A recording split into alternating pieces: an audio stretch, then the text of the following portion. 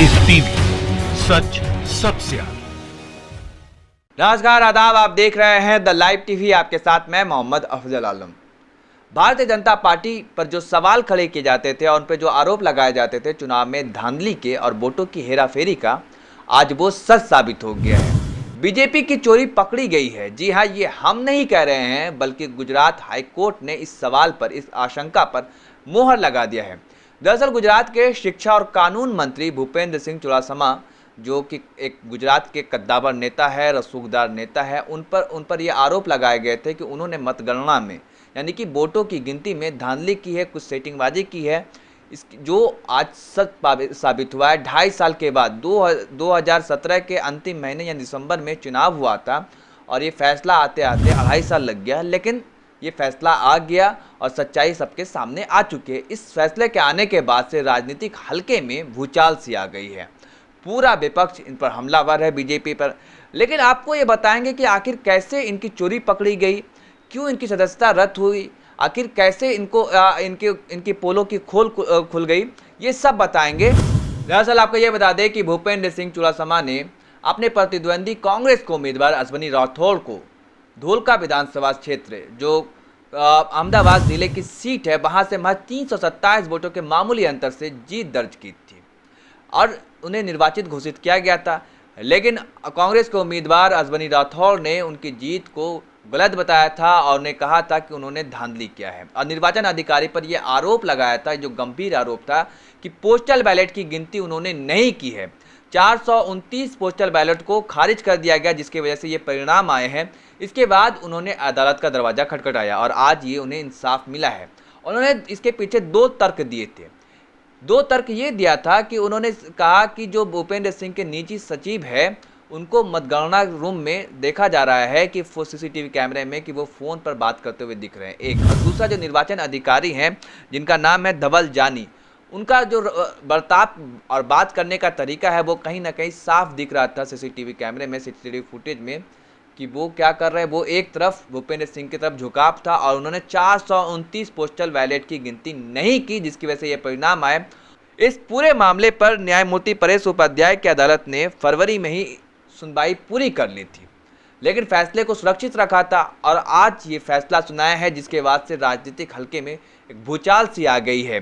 अश्वनी राठौड़ ने कहा कि हमें निर्वाचित दोबारा से घोषित किया जाए, क्योंकि अगर पोस्टल बैलेट की गिनती हुई होती तो हम जीत चुके होते, आज ये दिन नहीं आते। तो वहीं भूपेंद्र सिंह ने कहा है कि हम सुप्रीम कोर्ट में इस फैसले को चुनौती देंगे। तो अब राजनीतिक हलके के जो कांग्रेस पार्टी के और विपक्ष के जो लोग हैं, वो अब बीजेपी पर हमलावर हैं।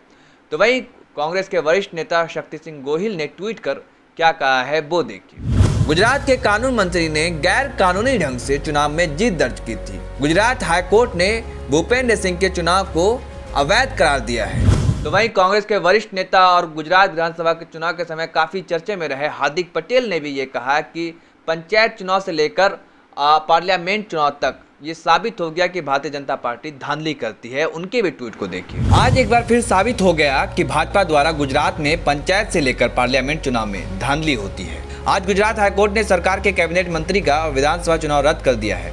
मंत्री ने प्रशासन व पैसे के जोर पर 2017 के विधानसभा चुनाव में गड़बड़ी की थी। सत्य में जयते। साथ ही साथ आपको ये बता दें कि निर्वाचन अधिकारी जो जानी है, उनको भी उनके बर्ताव को लेकर हाईकोर्ट ने फटकार लगाया है उन्हें। और अब बड़ा ही मामला दिलचस्प हो गया है कि उनके एक के बाद एक आरोप जो भारतीय जनता पार्टी के ऊपर लगते थे, वो आज सच साबित हो गए हैं कि वो चुनाव में धांधली करते हैं कहीं ना कहीं। साथ में आपको यही बता दें कि गुजरात विधानसभा में कुल 182 सीटें हैं, जिसके लिए 2017 के अंतिम महीने दिसंबर महीने में चुनाव हुए थे और उस चुनाव में भारतीय जनता पार्टी ने 99 सीटों पर जीत दर्ज की थी, जो जादुई आंकड़ा, जो बहुमत का आंकड़ा है, उससे 7 सीटें अधिक। और वहीं कांग्रेस ने काफ़ी कड़ा मुकाबला दिया था और 77 सीटों पर जीत दर्ज की थी। और इस चुनाव में ये बताया गया कि 22 साल से भारतीय जनता पार्टी का शासन था और 5 साल के लिए और अब 27 साल तक रहेगा। लेकिन इस चुनाव में कांग्रेस पार्टी की गलती एक ये हुई कि मणिशंकर अय्यर ने अगर वो विवादित बयान नहीं दिया होता, जो प्रधानमंत्री को उन्होंने कहा कि नीच इंसान है, ये बयान के बाद प्रधानमंत्री नरेंद्र मोदी ने इसको खूब बुनाया और ये कहा कि आपके गुजरात के बेटे को कांग्रेस के नेता नीच कह रहे हैं। इसे जो उन्होंने गुजराती अस्मिता की जो कार्ड खेला, उससे चुनाव में उन्हें जीत दर्ज मिली। और मनीष शंकर अय्यर ने इसके बाद इस बयान के लिए माफ़ी भी मांगा था। और साथ में यही बता दें कि राहुल गांधी ने उन पर तुरंत कार्रवाई करते हुए उन्हें पार्टी से बाहर का भी रास्ता दिखा दिया था। और साथ में जो एक बात ये बता देता हूं कि उस समय उस चुनाव के वक्त जब भारतीय जनता पार्टी को लगने लगा कि अब चुनाव हाथ से निकलता जा रहा है, भारतीय जनता पार्टी को ये एहसास होने लगा कि जिस प्रकार से राहुल गांधी उन्हें कड़ा मुकाबला दे रहे थे और कड़ी टक्कर दे रहे थे कि अब चुनाव उनके हाथ से निकल सकता है, तब प्रधानमंत्री ने जुमलेबाजी की तरह हर बार जैसे जुमला फेंकते हैं वो उसी तरीके से गुजरात विधानसभा चुनाव के समय सी प्लेन से चुनाव प्रचार का नया तरीका निकाला। और सी प्लेन से वो गुजरात गए और ये वीडियो को देखा आपने। और फिर उसके बाद आज तक इस प्लेन का पता नहीं चला और दिखाने की कोशिश की गई कि हम सी प्लेन से भी आप प्लानिंग कर रहे हैं और गुजरात को इतना विकसित कर रहे हैं, लेकिन गुजरात मॉडल की जो हवा निकली है वो किसी से छुपी हुई नहीं है।